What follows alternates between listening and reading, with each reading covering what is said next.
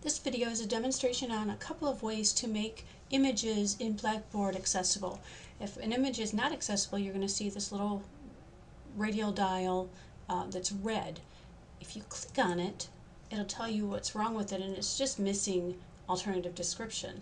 If this is just a decorative image, which the majority of mine are, just click Image, indicate image as decorative, makes it 100% accessible, close that, and your little radial dial turned green, and it's dark green, so that's great. The other way that you can do this is click the drop down arrow and choose to edit that item, not the image, but the item.